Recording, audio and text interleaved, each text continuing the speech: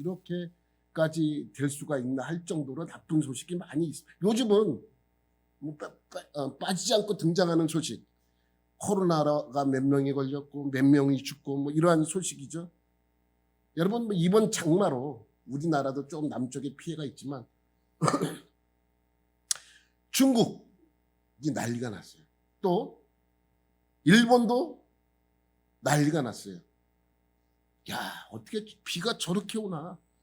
그러니까 노아의 홍수가 신화의 이야기다, 꾸며낸 이야기다. 이거 보면서 야, 정말 그때는 어마어마했겠구나. 이 정도가 이 정도니 여러분 생각하지 않겠습니까? 여러분, 중국에서 이 장마로 많은 피해가 있었습니다. 여러분, 사진 2장을 한번 우리가 볼 텐데, 한 마을이 잠겼어요. 저게 마을 한 1층이 다 잠기고 2층까지 거기에 다 올라올 정도로 물이 다 잠겼죠. 또 넘기면 집이 이렇게 또 넘기면 사진을 넘기면 이게 집이 이렇게 무너진 게 한두 채가 아니라는 걸 우리가 알 수가 있습니다. 근데 이 사진으로 봐서는 실감이 안 나요. 왜? 늘 봤으니까. 한 가지만 얘기할게요. 중국의 수재민이 몇 명인지 아세요? 4,500만 명. 별로 실감이 안 나죠. 근데 이렇게 얘기할게요. 우리나라 인구수가 다 수재민이야. 우리나라 인구수가. 거의 우리나라 인구수만큼 수재민이 생겼습니다. 얼마나 많은 피해가 생겼습니까? 지금은 소강 상태지만 이번 주가 또 고비랍니다. 이번 주가 지나야 장마가 아마도 마무리될 거다, 이렇게 이야기를 하고 있습니다. 여러분, 슬프죠? 이런 거 보면 참. 근데 어떤 분이 그러더라고요. 좋은 소식이네. 중국이 그렇게 됐다니까 좋은 소식이랍니다. 여러분, 기독교의 핍박의 결과로 이러한 일들이 생겨났다고 어떤 목사님이 이제 얘기를 하셨는데, 여러분, 저도 그런 생각이 들어요.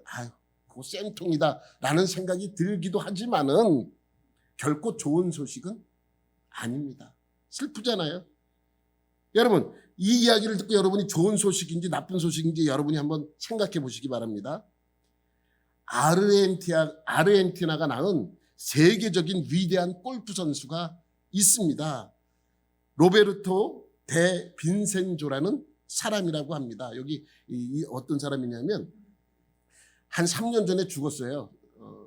죽었는데 90 몇 세로 아마 돌아가신 걸로 알고 있습니다. 세계적인, 아르헨티나에서만 유명한 사람이 아니라 세계적으로 유명한 사람입니다. 이분은 실력만큼이나 넓은 마음을 가지고 있었던 그러한 사람입니다. 많은 사람도 도와주고 많은 사람들을 보살펴 주었던 인물이기도 합니다. 어느 날 대회에서 이분이 우승을 하게 돼요. 그래서 우승 상금도 받고, 또 시합 이후에 우승 행사를 마친 뒤에 클럽하우스를 떠나 시간이 되었습니다. 그래서 이제 모든 것을 정리하고 주차장에 혼자 걸어가고 있었습니다. 왜? 자기가 타고 온 차를 타고 가기 위해서 이제 트로피와 상금과 골프채를 들고 가고 있었습니다. 그런데 그 주차장 쪽으로 가고 있었던 한 젊은 여성이 다가와서 그의 승리를 축하를 합니다. 이번에 우승하셔서 참 축하드립니다. 축하의 말을 막 하고 있었습니다. 그때 그렇게 축하를 한 뒤에 이 여인이 이러한 얘기를 합니다. 자신의 아이가 몹쓸병에 걸려서 거의 죽어가고 있다고 그렇게 이야기를 합니다. 그러면서 지금 그녀가 치료비가 없어서 병원에 데려갈 수 없어서 그렇게 아픈 그러한 아이를 데리고 있다라고 이렇게 고백을 합니다. 빈센조는 그 얘기를 듣고 너무 마음이 아픕니다. 그래서 그 이야기를 들은 이 빈센조가 조금 전에 우승 상금으로 받은 그러한 상금을, 골프 우승한 그 상금을 그녀에게 지어주면서 이렇게 이야기를 합니다. 아이를 위해 이 돈을 써주십시오 라고 하면서 줍니다. 그리고 한 주가 지난 뒤에 빈센조가 클럽에서 점심을 먹고 있을 때 골프협회 한 직원이 다가와서 이 빈센조에게 묻습니다. 혹시 주차장에서 놀고 있던 아이들에게 들었는데 혹시 지난주 선생님께서 우승한 뒤에 가실 때 젊은 여성을 만났다고 하는데 사실입니까? 이렇게 묻습니다. 그랬더니 이 빈센조가 고개를 끄덕끄덕거립니다. 그 직원은 계속 묻습니다. 혹시 그녀에게 돈을 주었나요? 그때 고개를 또 끄덕끄덕거립니다. 선생님, 알려드릴 소식이 있습니다. 그 여자는 늘 같은 거짓말을 하는 그러한 거짓말장이입니다. 그녀에게는 병든 아이도 없고 결혼조차 하지 않았습니다. 그녀는 당신을 속여 돈을 받아 간 것입니다. 빈센조가 되묻습니다. 그러면 죽어가고 있는 아이는 없다는 말인가요? 직원이 대답합니다. 그렇습니다. 그러다 빈센조가 이렇게 이야기를 합니다. 그거야말로 내가 이번 한 주 동안에 들은 가장 좋은 소식이군요. 여러분, 좋은 소식입니까? 나쁜 소식입니까? 어떤 소식은 누군가의 좋은 소식이 될 수도 있지만 또 다른 누군가에는 나쁜 소식이 될 수 있습니다.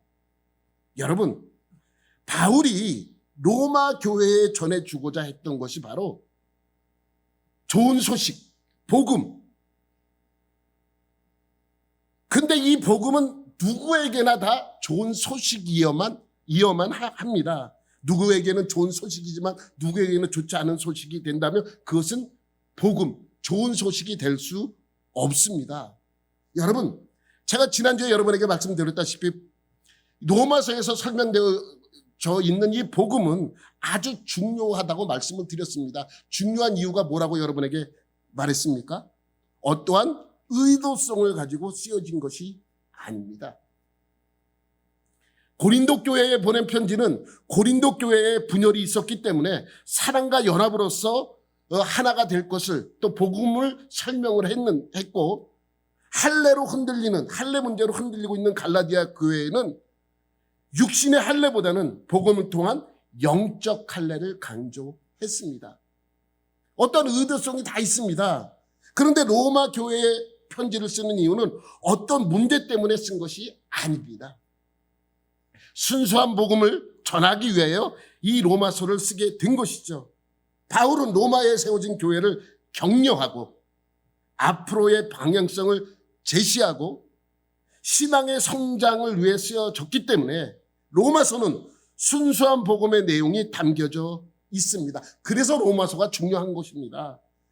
그래서 지금도 많은 신학자들이 신학을 정립해 나가는데 이 로마서는 아주 중요한 표대가 되어져 있고 또 우리도 마찬가지입니다. 우리의 신앙을 세우는데 아주 중요한 역할을 한 책이 바로 로마서입니다. 바울은 로마 교회에 이런 순수한 복음을 전달하고자 했습니다. 그래서 우리 지난주에도 봤던 1, 2절 말씀을 보면 이러한 구절이 있습니다. 예수 그리스도의 종 바울은 사도로 부르심을 받아 하나님의 복음을 위하여 택정함을 입었으니 이 복음은 이라고 이렇게 시작을 합니다. 이 복음은 그러니까 뭐예요? 뒤에 되어질 설명은 뭐에 대해서 설명하겠다는 거예요? 복음에 대해서 설명하겠다는 것입니다. 이 복음은 여러분 그러면 복음은 무엇입니까? 오늘 이 말씀의 제목과 같이 복음이란 무엇인가? 여러분 복음은 지난주에도 설명드렸지만 말의 뜻은 뭐라 그랬어요? 좋은 소식, 복된 소식, 기쁜 소식이라고 말씀을 드렸습니다. 그런데 이 복음이라는 것은 한문식 표현이기 때문에 복음이 된 거예요. 한문식 표현이에요. 한문식 표현이라 우리말하고 전혀 상관없는 말이 아니라 그렇게 표현된 말이 지금의 우리가 쓰는 이 복음의 말이 된 것이죠. 오순절도 마찬가지예요. 오순절. 그 무슨 특별한 오순절이 그러한 날처럼 느껴지는데 사실은 한문식 표현이기 때문에 오순절이 된 거예요. 오는 5오잖아요. 수는 무슨 순이에요? 열순이에요. 열순. 10개라는 뜻이에요. 순이라는 말이. 그러니까 오순, 50절이라는 말이죠. 그러니까 정확하게 우리나라 말로 바꾸면 무슨 날이라고 해야 돼요? 쉰절. 쉰절이라고 해야 맞는 거예요, 사실. 쉰절. 근데 이제 이것이 한문으로 표현하다 보니까 오순절이 된 것입니다. 이것은 헬라식 표현이죠. 구약의 히브리식 표현은 77절이라고 해야 맞는 것입니다. 여러분, 바울이 말하는 누구에게나 해당되는 좋은 소식, 이것은 어떤 내용을 담고 있어야 되냐면 보편적인 내용을 담고 있어야 됩니다. 보편적이라 해야 돼요. 누구에게나 좋은 소식인데, 누구에게는 좋은 소식인데 누구에게는 나쁜 소식이 되면 안 됩니다. 그것은 복음이 될 수가 없습니다. 누구에게나 좋은 소식이 돼야 돼요. 너도 좋고 나도 좋고 우리 모두 다 좋은 소식이어야만 합니다. 여러분 보세요. 수지 갈보리 교회가 부흥이 됐다. 여러분과 저에겐 좋은 소식입니다. 그죠? 그런데 죄송한 얘기지만 주변에 있는 또 다른 어려운 교회들은 그 소식이 결코 좋은 소식은 아니에요. 마음을 넓게 보면 다 좋은 게 좋은 거지. 그렇게 얘기를 하지만은 사실은 그렇지가 않습니다. 나에게 좋은 소식은 다른 누군가에는 나쁜 소식이 될 수 있습니다. 그죠? 나에게는 좋은 소식이지만 또 좋은 소식이 있습니다. 여러분에 관하여 무슨 좋은 소식이 들려옵니다. 여러분의 자녀들이 좋은데 어디 취업을 했다든가 아니면 좋은 학교에 들어갔다든가 뭘 했다든가 이렇게 되면은 그것은 기쁜 소식이에요. 그 사람에게만 좋은 거예요. 그 사람에게만 기쁜 소식이에요. 취직 못하고 있는 우리 집 아이를 보면 나에게는 그 소식이 결단코 좋은 소식이 될 수 없습니다. 우리 모두에게 다 좋은 소식이 있습니다. 만약에 코로나 치료제가 만들어져서 오늘부터 사람들에게 마음대로 사 먹을 수 있도록 배포를 합니다. 이렇게 뉴스가 나오면 우리 모두에게는 다 기쁨의 소식입니다. 그죠? 기쁜 소식이에요. 좋은 소식이에요. 그거보다 더 좋은 소식은 아마 없을 것입니다. 전 세계가 지금 무역이 다 망가져 있지 않습니까? 그런데 문제가 있습니다. 지금은 좋을지 몰라요. 근데 내년에 변종이 또 나타나면 그것은 결코 좋은, 우리가 지금 만들어낸 코로나 치료제는 내년에는 쓸모없는, 결단코 좋은 소식이 될 수 없다는 것이죠. 지금에만 좋은 거예요. 바울이 전하려고 하는 이 복음, 좋은 소식은 어떤 특성이 있냐면 첫 번째, 보편적이라야 돼요. 넘기면 첫 번째 이건 보편성이 있어야 돼요. 보편성이 없는 복음은 아무 의미가 없습니다. 나에게는 좋은 소식인데 저 사람에게는 나쁜 소식이다. 안 됩니다. 고린도 교회에는 나쁜 소식이고 로마서 교회에만 좋은 소식이다. 이것도 안 돼요. 어느 교회나 똑같이 좋은 소식이 되어야 합니다. 누구나에게 해당되는 좋은 소식. 너에게도 나에게도 우리 모두에게 좋은 소식이 되어야 합니다. 두 번째는 영원성이 있어야 돼요. 끝까지 좋은 소식이어야만 합니다. 지금은 좋은 소식이었는데 내년 아니 2년 뒤 3년 뒤에 지금의 좋은 소식이 나쁜 소식으로 바뀐다? 아무 의미가 없어요. 그죠? 중국에 무슨 댐이 무너진다 안 무너진다 만들 때는 큰 소리치고 좋은 소식처럼 들렸어요. 그런데 만약에 그것이 무너진다면 그 댐의 소식은 좋은 소식이 될 수 없는 거예요. 왜? 재앙의 소식이죠. 그것이 무너지면은 그 아래 쪽에 있는 많은 마을들, 큰 도시들이 물에 잠길 수밖에 없다고 합니다. 그래서 중국도 그것을 막기 위해서 그냥 곤두서서 다른 곳을 막 터뜨리면서까지 그걸 보호하고 있잖아요. 그러니까 지금은 좋은 소식이었는데 나중에는 나쁜 소식이 되면 안 된다는 것이죠. 그러니까 복음에는 영원성이 있어야 됩니다. 세 번째는 조건이 없어야 돼요.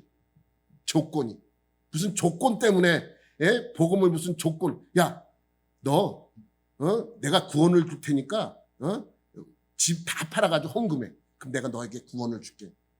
이단들이 그러잖아요. 이단들. 여러분 헌금을 하든 안 하든 상관없어요. 그건 우리 부차적인 문제예요. 중요한 것은 어떠한 조건을 가지고 주님은 우리에게 다가와서 구원이라는 그러한 중요한 것을 가지고 우리와 타협하지 않습니다. 그냥 베풀어 주는 거예요. 조건이 없습니다. 여러분 제가 이건 이제 7년이 좀 넘었는데 7년 전에 이곳에 이제 개척을 할 때 원래는 이제 돈이 없어서 월세를 구하고 있었어요. 월세. 먼저 교회에서 퇴직금으로 받은 그 돈을 가지고 이제 월세를 구해서 교회를 시작을 해야 되겠다 이런 생각을 갖고 여러 이제 곳을 이렇게 두루 살피면서 보다가 여기를 이제 우연찮게 여기는 원래 살려고 온 것이 아니라 사진에 올라갔는데 너무 사진이 예쁘게 나와서 한번 이 근처에 다른 데 보러 왔다가 구경하러 왔었어요. 그때 너무 예쁘게 되어 있는 거예요. 근데 목사님, 여기 이제 먼저 목사님이 참 교회에 대해서 설명을 하고, 이제 얘기를 하고, 나도 오고 싶어. 그래서 이제 그 목사님한테 조건을 제가 제시를 했습니다. 목사님, 월세를 주면 안 되겠습니까? 그랬더니 월세를 줄 생각이 전혀 없다고. 그냥 사라고. 그래서 이제 가서 따져보니까 월세, 이 정도 규모의 교회를 월세로 얻으면 월세가 얼마큼 나온다는 게 있잖아요. 이자가 더 싼 거야. 이거를 내가 대충 이렇게 뽑아봤는데, 있는 돈 저거 해갖고 뭐 이렇게 하면은 그냥 여기는 다 시설이 돼 있으니까 시설비도 들어갈 필요가 없잖아요. 그러니까 결국에는 월세보다 조금 더 싼 것 같은 느낌이 들 정도로 이렇게 낮은 거예요. 따져보니까. 그래서 이제 물어봤어요. 그럼 먼저 목사님, 교회도 융자를 해주냐? 그랬더니 해준대요. 자기네도 받았는데 자기는 시간이 없어서 저축은행에 받았다는 거예요. 저축은행의 이자가 상당히 세잖아요. 그래서 시간이 없어서 받았는데 목사님은 일반 은행에서 받으라고. 그러면 이자가 훨씬 낮다고. 그 목사님 받는 이자는 몇 프로냐? 10%를 내고 10%. 근데 나는 못해. 나는 시간이 없어서 그렇게 했는데 일반 은행에 뭐 알아보라고 해준다고. 근데 알아봤더니 해준다는 거예요. 교회도 상가 건물도 해준다는 거예요. 그렇다고 그러냐? 그래 대충 뽑아봤더니 감당할 수 있을 것 같아요. 그래서 계약을 하고 들어왔습니다. 근데 이제 알아보는데 조건이 좀 까다로운 거예요. 그래서 아는 목사님이 알아봐주는 이제 농협이랑 저기 어디 농협에 가면은 내가 잘 아는 데니까 해줄 거라고. 그래서 그 농협에 이제 전화를 해봤어. 그래서 개척교회도 해주냐 그래 해준대. 그래서 몇 가지 물어봤더니 와서 얘기하래. 그래서 갔어요. 해준다 그래서 이제 갔습니다. 가서 이제 얘기를 했더니 조건이 너무 까다로운 거야. 안 해주겠다는 얘기, 안 해주겠다는 얘기. 개척한 지 5년 이상이 돼야 되고 성도도 150명인가 200명 이상이 돼. 그럼 뭐로 융자를 받아?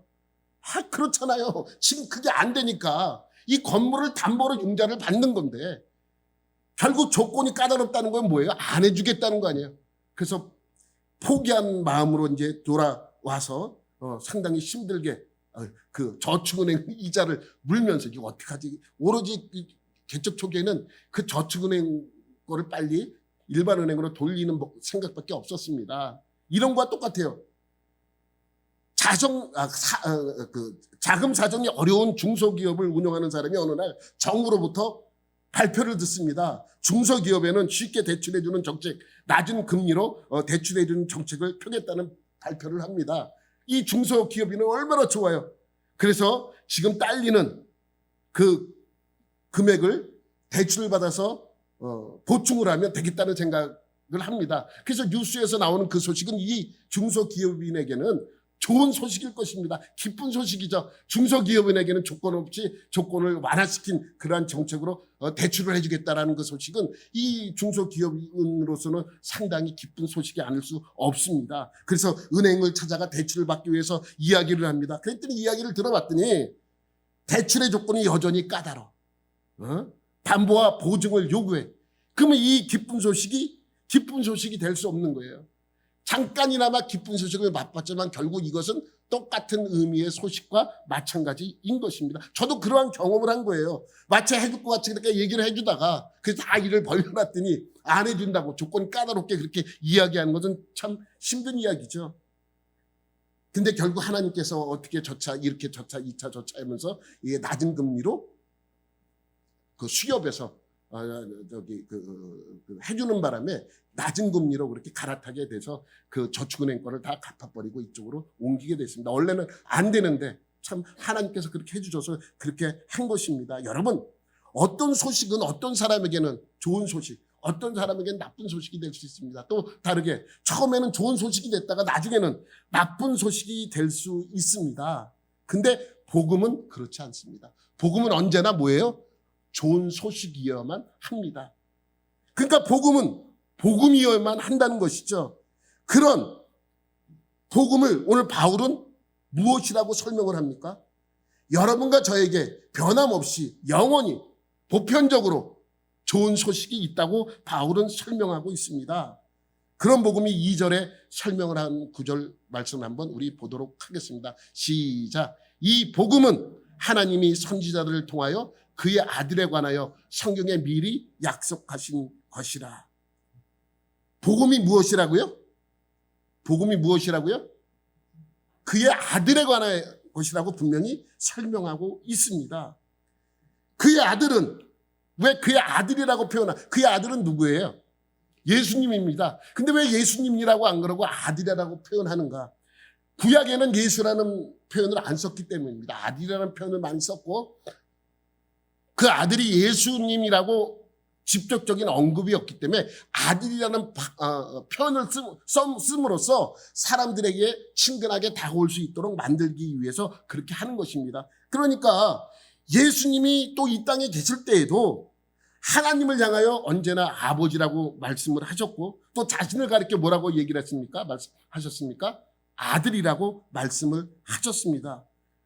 그러니까 그러한 내용은 성경에 많이 나오잖아요. 복음서에 보면 아버지께서 그러고 아버지께서 나를 아들인 나를 보내서 뭐 이러한 말씀을 많이 하셨습니다. 그런데 중요한 것은 본인이 아들이라고 얘기하는 것은 의미가 없어요. 아버지가 뭐라 그래야 돼요? 아들을 향하여 이것은 진짜 내 아들이라고 표현을 해야 됩니다. 근데 하나님께서 직접 표현한 내용은 많지 않습니다. 그런데 아주 결정적으로 그러한 장면에 나오는 내용이 나옵니다. 어떤 내용인지 아세요?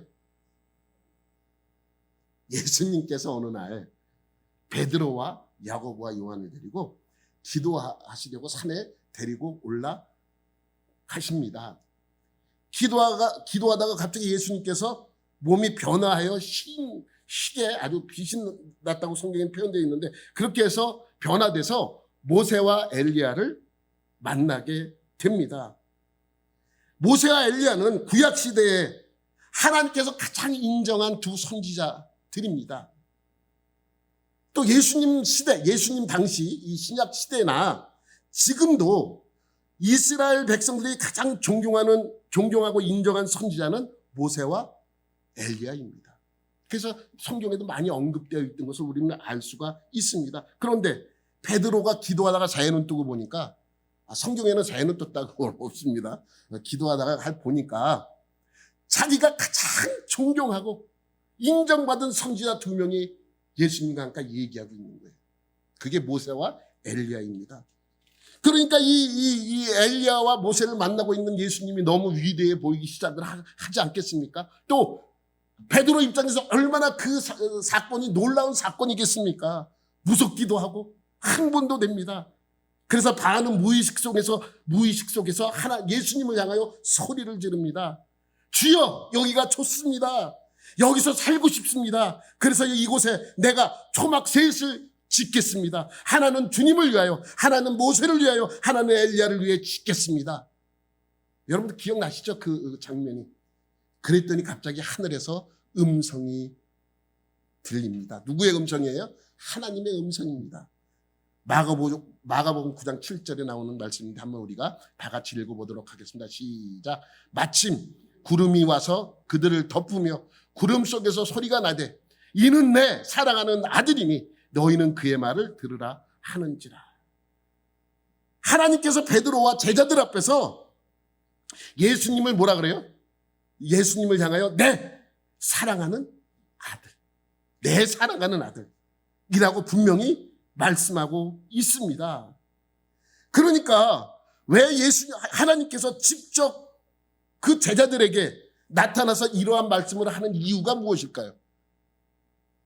이유가 있습니다. 우리가 알아야 됩니다. 뭐냐 하면 모세가 생각할 때는 자기가 구약시대에 가장 위대한 선지자 두 명을 봤어요. 모세와 엘리야입니다. 그런데 예수님이 그들과 만나는 순간 이 베드로가 생각할 때 예수님이나 모세나 엘리야를 동급으로 생각한 거예요. 동급이라니까 좀 표현이 그렇지만 하여튼 간에 같은 수준의 사람으로 우리가 믿던 예수님이 저렇게 높으신 분이구나라는 걸 그렇게 깨달은 거예요. 근데 생각해 보세요. 예수님이 더 높아야 모세나 엘리야 선지자가 더 높겠습니까? 한 분은 창조주고 한 분은 피조물인데 상상할 수 없을 정도로 예수님이 더 높으신 분이라는 것을 우리는 알 수 있습니다. 그런데 이 베드로가 생각할 때는 예수님이 모세와 엘리야와 함께 대화하는 것을 보니까 예수님도 저들과 같이 높으신 분이구나 이렇게 생각을 한 거예요. 그러니까 초막셋을 짓는다고 말하고 있잖아요. 초막셋을 짓겠습니다. 하나는 주님을 위하여, 하나는 모세를 위하여, 하나 엘리야를 위하여. 똑같이 본 거예요, 예수님을. 그랬더니 하나님께서 집중 나타나서 말씀하신 거예요. 이는 내 사랑하는 아들이니 너희는 그의 말을 들으라. 그럼 뭐예요? 돈구멍을 생각하지 말라는 거예요. 한 분은 창조주요, 한 분은 피조물이라는 것을 정확하게 말씀하고 있는 것입니다. 그러면 여러분, 복음이 무엇이라고 바울이 이 얘기를 했습니까?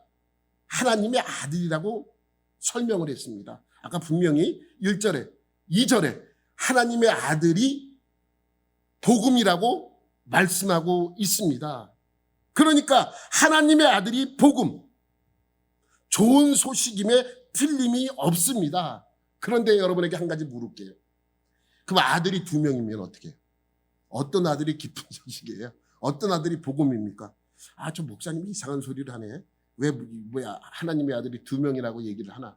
아니 2명일 수 있잖아요. 예수님의 형 있잖아요. 여러분 몰라요? 예수님의 형이 있는 거? 문선명이 있잖아요. 문선명. 문선명이 뭐라 그랬어요? 예수님이 자기의 동생이라고 얘기를 해요. 이러한 것을 대비하기 위해서 성경에 하나님의 아들이 독생자라는 것을 분명히 밝힙니다. 아들은 2명이 아니라 오로지 몇 명이에요? 1명이다.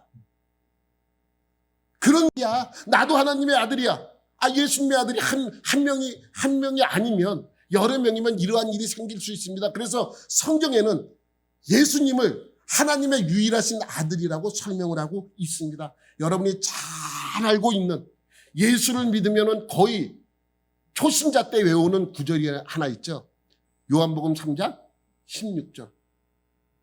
하나님 시작. 하나님이 세상을 이처럼 사랑하사 독생자를 주셨으니 이는 그를 믿는 자마다 멸망하지 않고 영생을 얻게 하려 하십니다. 또 있습니다. 요한일서 4장 9절에도 똑같은 말씀이 있습니다. 시작. 하나님의 사랑이 우리에게 이렇게 나타난 바 되었으니 하나님이 자기의 독생자를 세상에 보내심은 그로 말미암아 우리를 살리려 하심이라. 여러분, 영어로는 only son이에요. only. 유일하신 아들이에요. 유일하신. 아주 하나밖에 없는 아들이라고 분명히 말씀하고 있습니다. 그러니까 하나님께서는 유일하신 외아들 한 분이 계시는데 그분이 곧 뭐다? 복음이자 기쁜 소식이다. 좋은 소식이다 라고 말씀하고 있습니다. 이것은 구약에 이미 하나님의 구약 시대에 하나님이 계획하고 있음을 설명하고 있는 것입니다. 우리 2절 말씀 다시 한번 보도록 하면 2절에 이 복음은 시작하죠. 이 복음은 하나님이 선지자들을 통하여 그의 아들에 관하여 성경에 미리 약속하신 것이라. 여러분에게 한 가지 내가 어떻게 읽냐면 파란색을 먼저 읽고 그 다음에 빨간색을 읽을게요. 그러니까 이 복음은 시작. 이 복음은 그의 아들에 관하여 하나님이 선지자들을 통하여 성경에 미리 약속하신 것이라. 이해가 좀 쉽죠. 이 복음은 하나님의 아들에 관한 것인데 그것은 선지자들을 통해서 구약 성경에 미리 약속한 것이라고 말씀하고 있습니다. 왜 구약의 선지자를 통해서 말씀하고 있다는 것을 강조하고 있냐면 복음의 역사성이에요. 역사성을 강조하기 위함입니다. 아까 우리가 보편성을 얘기했다면 이게 역사성이 그 안에는 담겨져 있는 것입니다.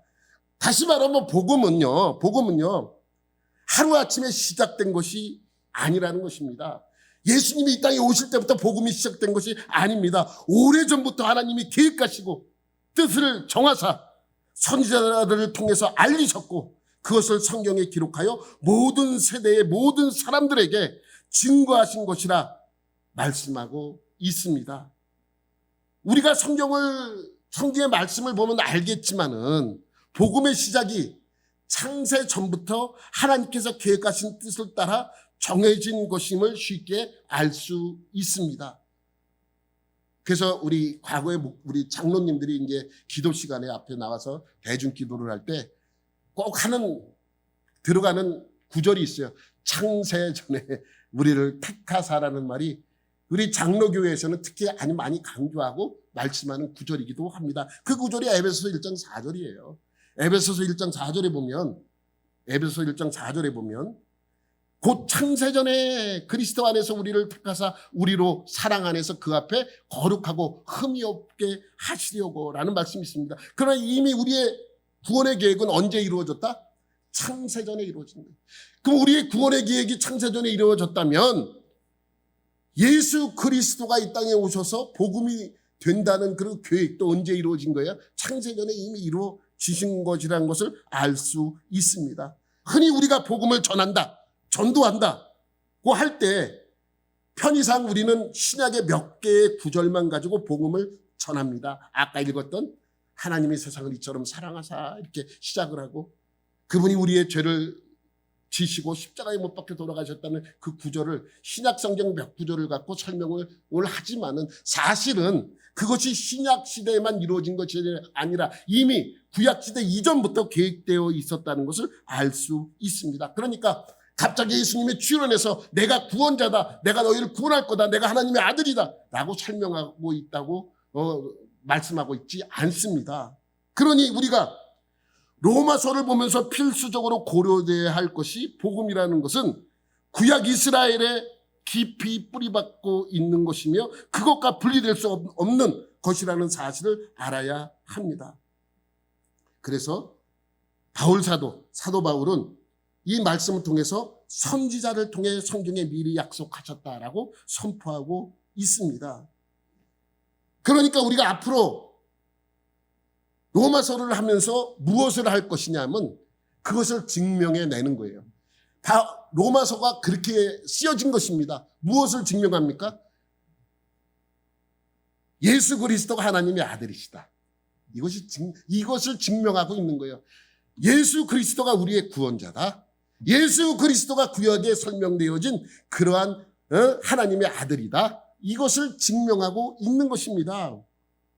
그러니까 여러분 로마서는 예수님이 우리의 구원자, 복음이라는 사실을 하나하나 끄집어내서 증명해내는 거예요. 여러분 약을 먹으면 우리는 그냥 어디에 좋아 그러면 먹고 이건 어디에 좋아 그러면 이거 먹고 이건 저기에 좋아 그러면 저거 먹고 뭐 이렇잖아요.